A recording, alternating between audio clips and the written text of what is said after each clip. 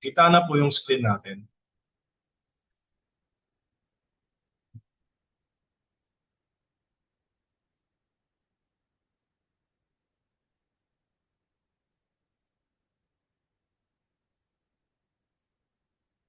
Okay, so pasagot kung kita na yung screen mo, mamaya hindi. Kahit thumbs up lang. Yes, sir. Nakikita po. Good afternoon po. Yun. Okay, so good afternoon. So start po tayo. So again, ang ating subject is broadband installation, fixed wireless system, NC2. And then sabi ko nga last time, magpo-focus po tayo dito sa ating core competencies. So meron po tayong meron po tayong apat na core competencies. So number 1 is install mass and accessories. 2, install and layout cables. 3, install and configure CPE. And then yung pang-apat, render service excellence to customer. Okay? So, start muna tayo dito sa ating COC1.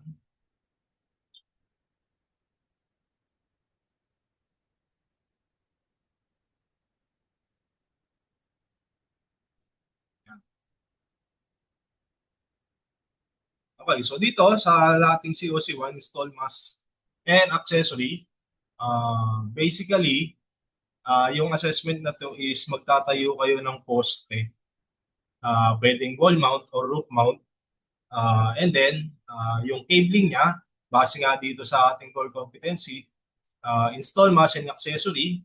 Kailangan alam nyo kung paano yung proper procedure kung paano magtayo ng pole or poste ng ating magiging antenna, and then mga accessories kung paano natin siya masa-set up na maayos, and then yung two, yung layout ng cables natin. So syempre, dun sa ibabaw ng poste na gagawin natin, meron po dun naka-install na devices, which is yun yung nagpro-provide ng internet or pwedeng signal din. Meron niyang kable na gagamitin papunta doon sa ating indoor devices. So may mga kable po tayong gagamitin. And then yung configuration ng CPE natin, ito yung network device kung paano natin siya i-configure. Ito yung sa COC3. And then lastly, yung services to customer. Siyempre kung paano ba natin kakausapin or yung communication between you and your customer. So paano natin i-explain sa kanya ano ba yung mga dapat gawin, yung maintenance na kailangan. Okay, so start tayo dito sa mass installation. So dito sa install mass and accessories, introduction natin and objective. For purpose ng installation ng mass is to elevate the broadband antenna to achieve a clear line of sight or yung tinatawag na LOS with the base station.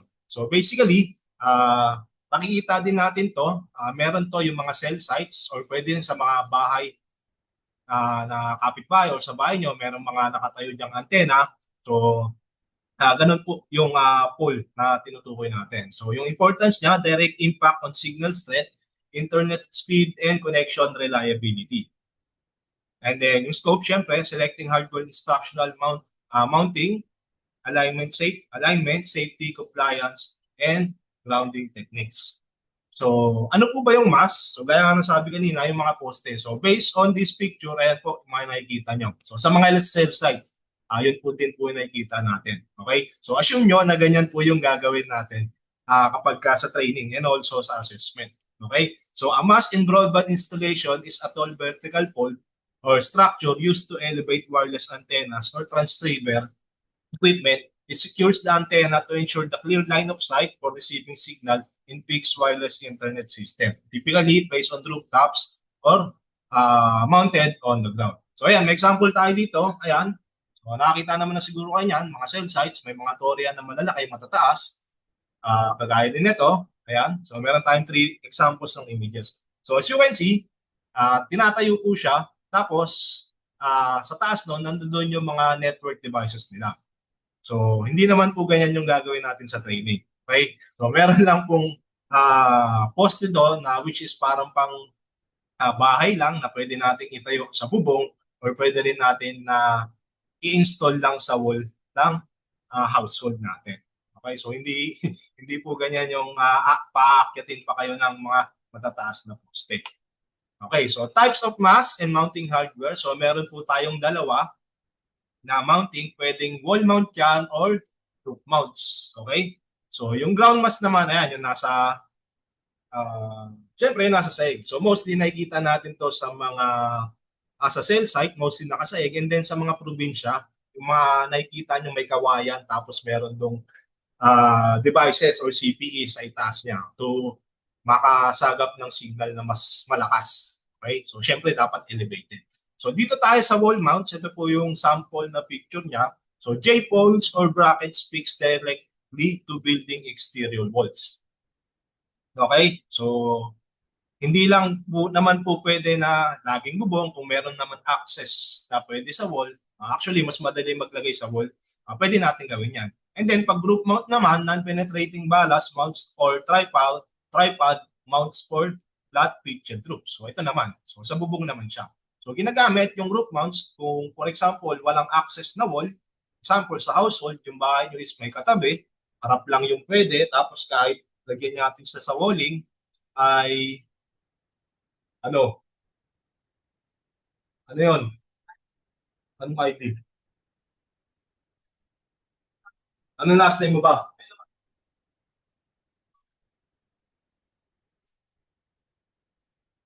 Wala pa.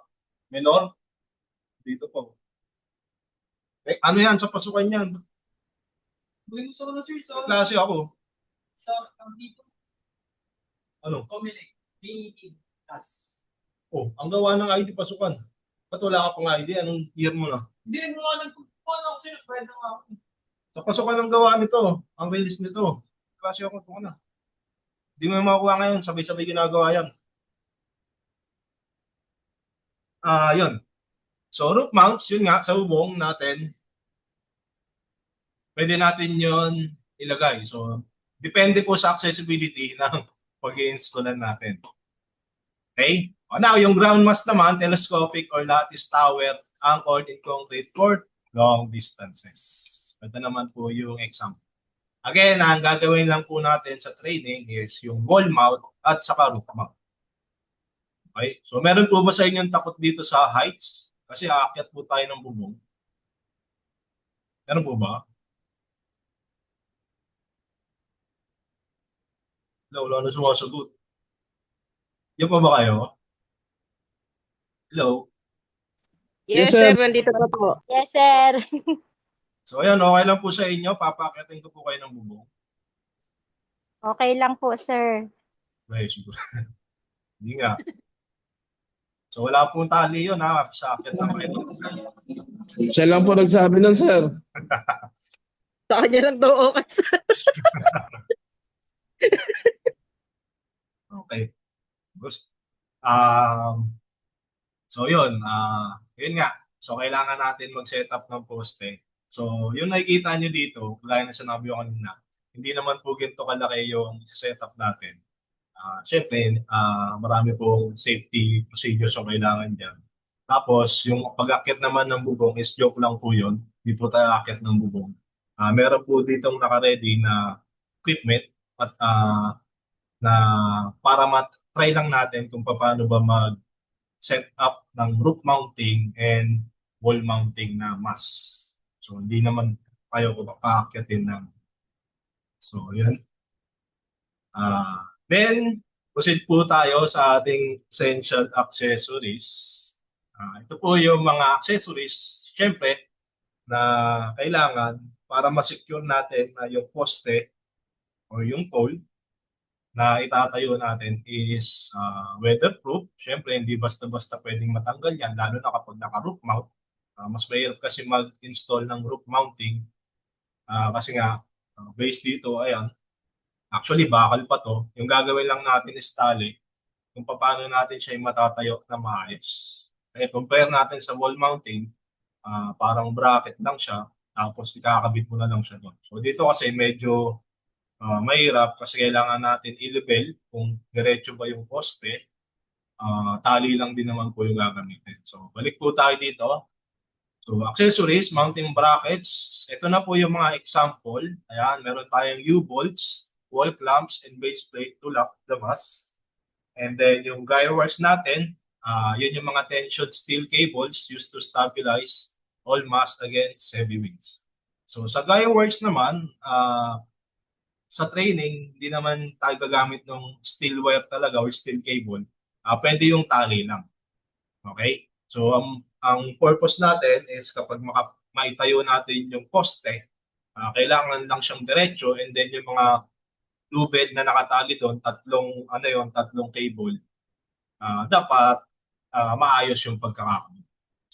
And then pagdating naman dito sa weatherproofing, meron tayong coaxial wrap, silicone sealant, and drip loops to block moisture.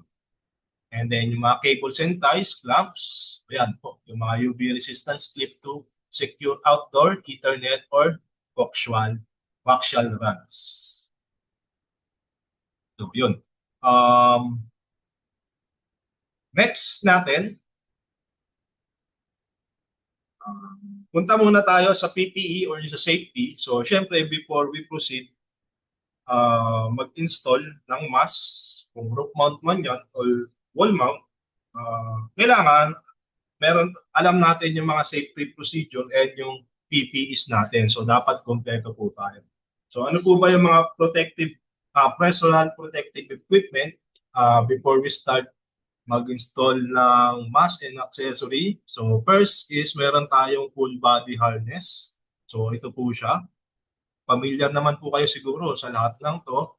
Essential for roof or tower work, attached to a certified anchor point via shock absorbing lanyard. So basically, ginagamit po itong harness kasi nga syempre aakyat tayo sa elevated area.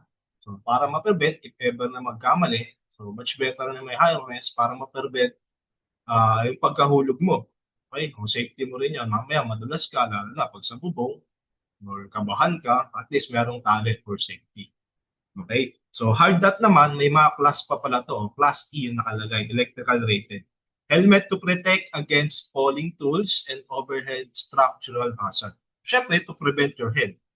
Pwede po kasi yan, kung tight spaces yung pagkakakyatan, yung dadaanan, pwede po mauntog yung ulo. Pwede rin po naman kung may kasama kayo na gumagawa, may mahulog na tools, so at least kapag tumama sa ulo nyo, meron pong hard hat na unang sasalo.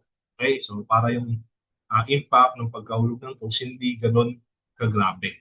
Okay, so safety glasses, UV blocking impact resistance are to protect against metal shaving, masonry dust, and sunlight. So yan, to protect your eyes. So pwedeng mapuhin habang gumagawa, o kaya mainit naman, kaya may UV blocking impact. Tapos, next natin yung heavy duty gloves, leather or high grip, nitrile gloves to prevent cable burns and cuts from sharp metal edges. So syempre, para maprotektahan din yung kamay habang gumagawa, from sharp edges. So, syempre, gagamit kayo dyan. Pwedeng cutter blade, cutter pliers. Yun. So, syempre, at least para to protect your hands sa mga incidents na pwede mangyari. And then lastly, yung safety shoes natin or steel toe boots, high traction, function resistant footwear to prevent slips on roofs and protect against drop hardware. So, yun. So, syempre, sa safety boots naman, pwede rin mahulugan ng tools, makakapal naman po yun, and then maiwasan din po natin yung pagkadulas kasi nga aakyat tayo ng elevated area. Yun, so yan po yung ating personal protective equipment. Pagdating naman po sa safety precaution, ito po yung dapat natin i-observe before we start dun sa procedure na gagawin. So first is weather assessment. Never install mask during high winds, rain, or lightning storm. So number one, so syempre hindi ka naman siguro aakyat ng bubong kung may bagyo, kung naulan, o kaya malakas na hangin. So check mo muna yung surroundings. So dapat maganda po yung panahon para at least maiwasan yung mga aksidente na pwede mangyari. And then next natin is yung power line clearance. Maintain a minimum safety clearance distance of 20 feet from overhead electrical lines. So syempre bubong po yan. And then sa ganong kataas po, is nandoon po natin na makikita yung mga electrical lines. Dapat po, proper procedure natin at may at least 20 feet from electrical lines yung layo natin, unong area doon. So, syempre, para maiwasan din na makuryente and then makompromise yung safety nyo, and also yung gagawin yung poste. Baka naman kasi yung poste nyo is siguro mga 8 feet minimum. Baka mamaya pag accidentally matumba, tumama sa kable ng kuryente, mas malala. Okay, so baka ikamatay nyo pa. And then structure inspection tayo. Confirm group or wall structural integrity before applying body weight or drilling holes. Check din po natin, inspect po natin yung pupuntahan nating area. So dun ba sa paglalagyan natin, kung roof mount pa yan or wall mount, is matibay. Okay, baka mamaya po, pag sampa pa lang ng isang paa nyo sa bubong is lumubog na. Okay, kalawangin na pala, hindi natin na-inspect kung kaya bang bumuhat ng tao. Tapos kung kaya bang malagay doon yung pole na gagawin natin. Okay, so check din syempre yung structural integrity. The next natin yung drop zone control. To establish a barricade, like do not enter zone below the ladder and roof workspace. So, ito is for awareness lang syempre sa ibang tao na malaman nila na merong ongoing na installation of mask dun sa area na paggagawin nyo. Okay? O by accidentally kasi pwedeng mahulog yung mga tools natin dyan. Or actually, baka may mahulog pa na tao tapos may dumadaan. Siyempre, at least yung mga ibang tao na nandoon sa baba, alam nila or aware sila na meron pong ginagawa sa taas para at least maiwasan nila na lumapit dun sa area na yun in case na may mahulog na kung ano man yun or na bagay. Okay? And then yung ladders natin na keep, utilize the 4:1 ratio rule for lean ladders and never stand on the top two rungs. Okay, so meron palang ginagamit dito na standard na 4:1. So basahin lang po natin dito. Kailangan ko lang magbabasa. Anyone na lang po, kahit sino. Ito po muna, yung number 1 natin. Dalawa lang naman po ito. So sa number 1, anyone po, kung sino mauna, sige po.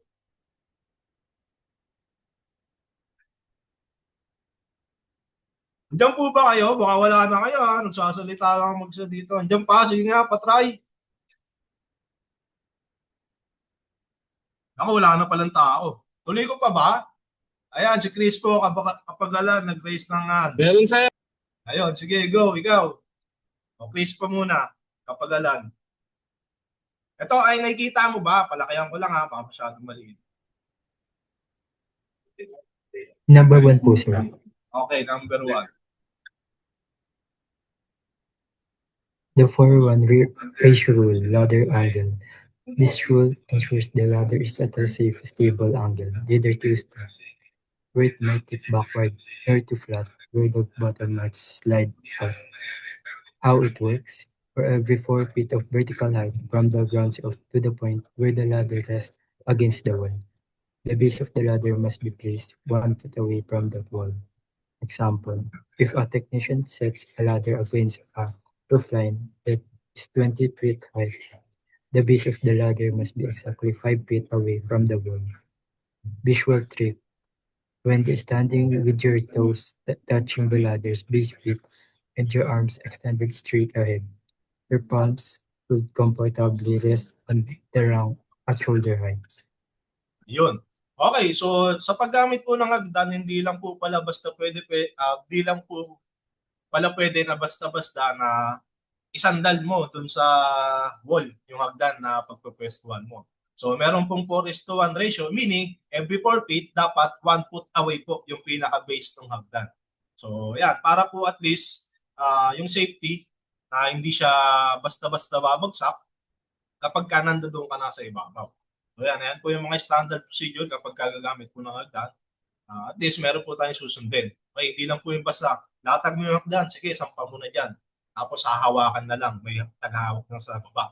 Okay, so paano kung nawala yung tagahawak? Okay, di ba? So yan. So, pero tanto yung 4:1 ratio na tinatawag. So number 2 naman, anyone po sa inyo?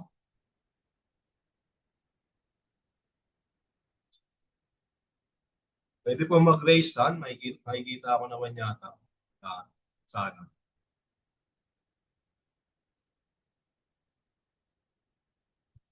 Wala na next. No.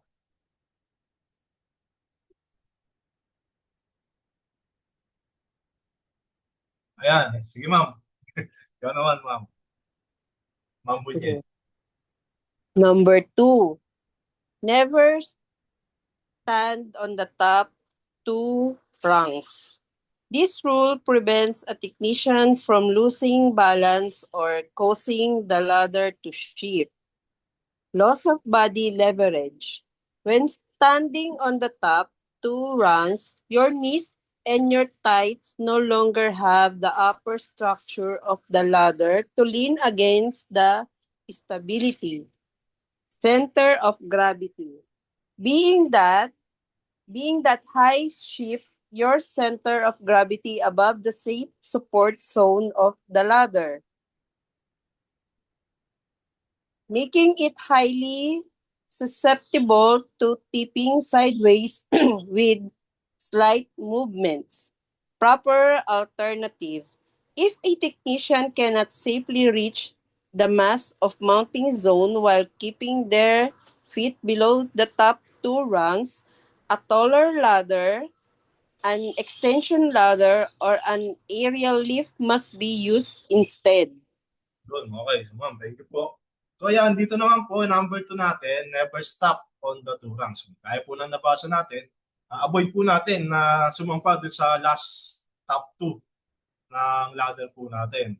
Okay? So, pag nandun na po kasi, ayan, pwedeng mag-loss of body leverage and then sa gravity, pwede rin po. Para maiwasan din po natin yung accident na pwedeng mangyari. Yan. At least, meron po tayong susundin standards kung paano po tayo gagamit ng hagdan. Okay? So, next naman po natin is ito, electrical and ladder tool safety.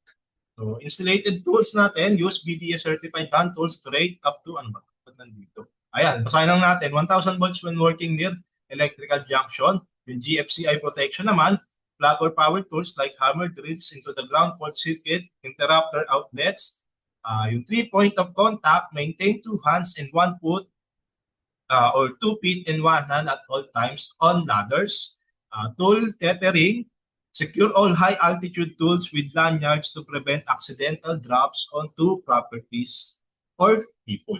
So, yan. Much better kung may mga tali or nakalagay sa holster ninyo yung mga tools na ginagamit, and then doon naman sa hagdan, make sure daw yung 2 hands and 1 foot is always nakakapit doon sa hagdan. Baka mamaya umakyat kayo ng hagdan na walang kamay.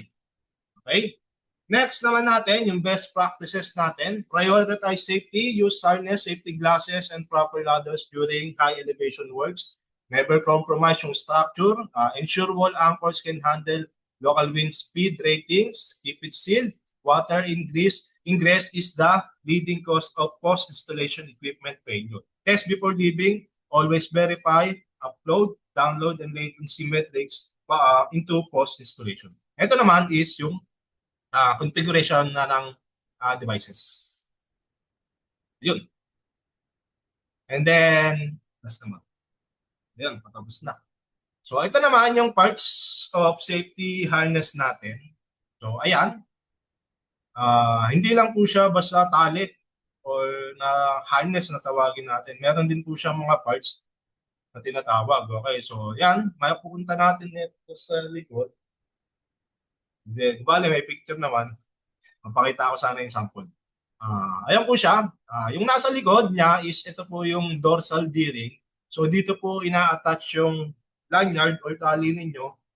Tapos, dun po, yung tali na yun is naka-attach dun sa safety na pole or pwede natin pagsabitan na safety.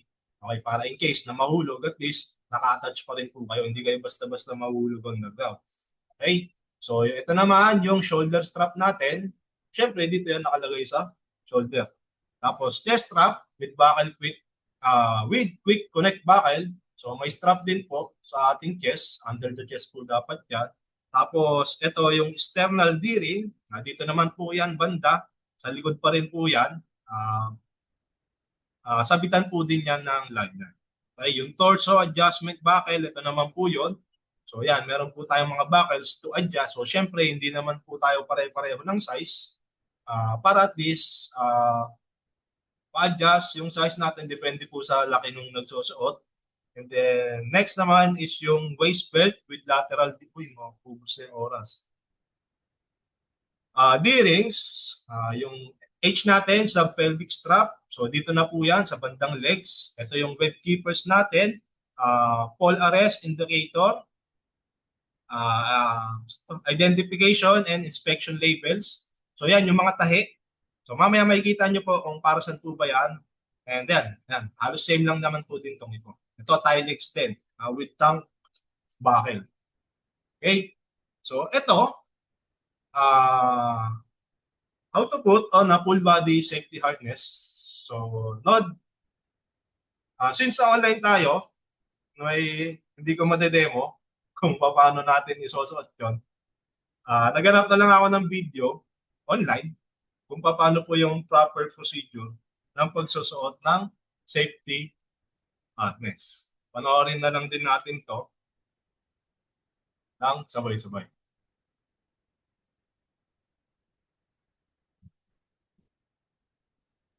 Welcome to another SureWorks information video.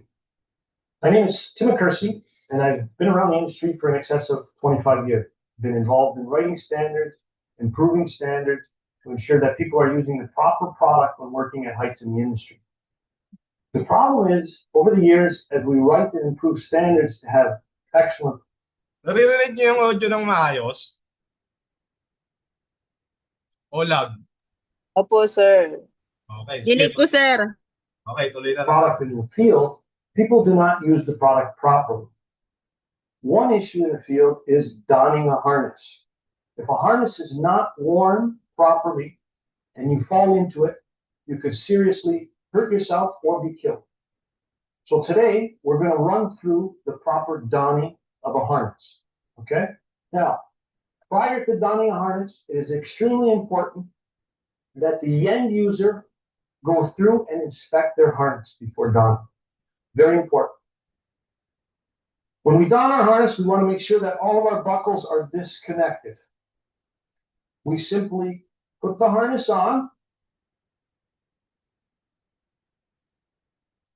over our shoulder. We connect our chest buckle. We connect our leg buckles. We ensure that our dorsal D-ring is positioned between our shoulder blades at the back. Now we can feel that, or we can have a buddy help us position. Once that's done, we can position our chest strap. We want it mid-chest. If it's too high and we fall into it, it could choke us. If it's too low and we do a head-first fall, we could fall out of it. So positioning the chest strap is important. We then position our leg straps and adjust our leg straps to fit. Proper adjustment of a leg strap is to be able to get a flat hand between the webbing and your leg on both sides. Not a fist, a flat hand. Okay? In addition, when we get properly fitted, the plastic belt keepers that are included on the product must be pulled down right above the buckles. The purpose of that is to keep the webbing in place so that as you move around during the day, the webbing doesn't back off and loosen. That is very important, and a lot of people don't know or understand the use of those. The other thing that is very important for us is to ensure that once it is done, we have a buddy that is working with us, ensure that everything is positioned properly before we head up to working at height. Have a safe and productive day. Yan. O, marunong na kayo magsuot ng harness. Tama ba? Okay. So yan, yung pagsusuot ng harness, de-demonstrate ko din naman yan kapag nagkaroon tayo ng face-to-face classes. Okay? So ito na po yung last slide na i-discuss ko ngayon. Actually, maiksi lang talaga tong NC na to. So basically, gaya nga na sabi ko kanina, gagawin lang natin, magtatayo ng poste and yung accessories. Yung proper procedure niya, yung pag-layout ng tables. Dito, medyo mahabang discussion lang sa pag-configure ng CPE. Tapos ito, parang ano lang to, kung paano tayo makikipag-usap dun sa customer natin properly. Okay? So, yun. Ito na yung last slides natin. Next topic natin, dito na agad tayo sa layout cables. Okay, so paano ba mag-create ng cables? Paano ba natin siya gagawin? And then yung tamang paglalagay ng kable simula dun sa outdoor unit natin na nasa poste and papunta syempre dun sa loob ng indoor or loob ng bahay. Okay, or loob ng properties. So yun. So that's it for today. After this, punta kayo sa ilang minutes pa? 4 minutes. Classwork, meron po tayo ditong quiz. Ngayon ko pa lang siya ilalagay. Wait lang.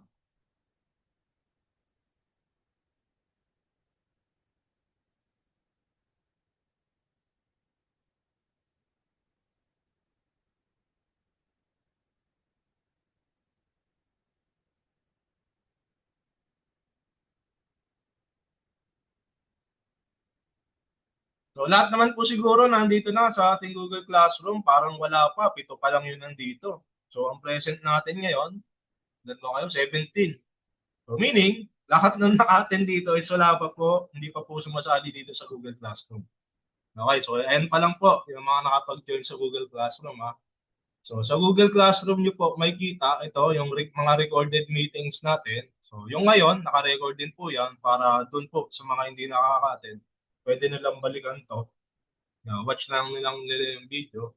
And dito nyo rin po makikita na nakapost yung mga quiz natin or activities. Mga following activities na gagawin.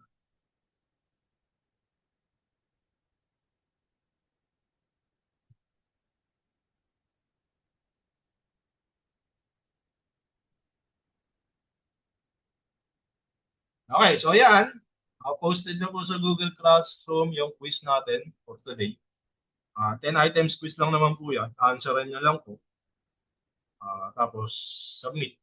Based naman po yan syempre sa mga diniscuss natin ngayon. Okay? Intindihan po ba? Gets? Yes, sir. May questions po?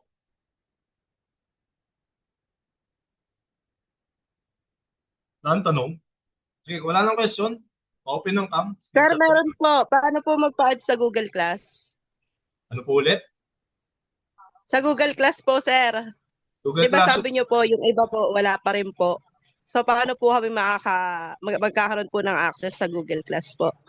Wala kayo dyan. Paano nga ba? Oh. Grabe siya.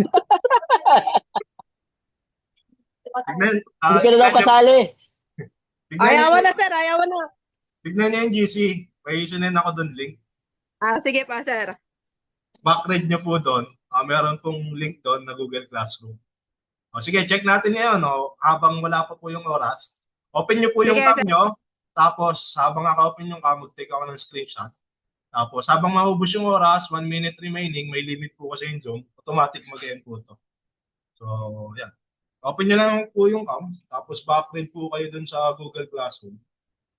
Makikita nyo yung Google Classroom na link.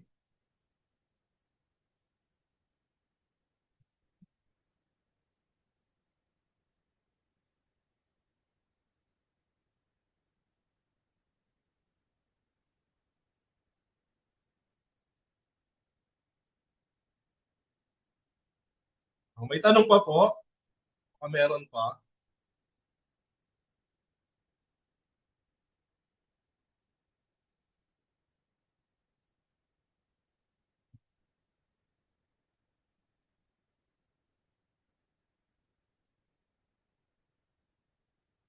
Yun. So, kung wala na pong question, less than 1 minute. So, hanggang dito na lang po.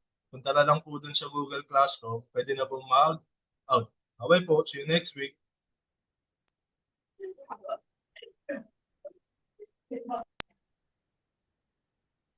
Sir, sa mismong GC po natin, doon niyo po sinend. Opo. Sa GC po mismo. Wala akong makita, sir. Octreed.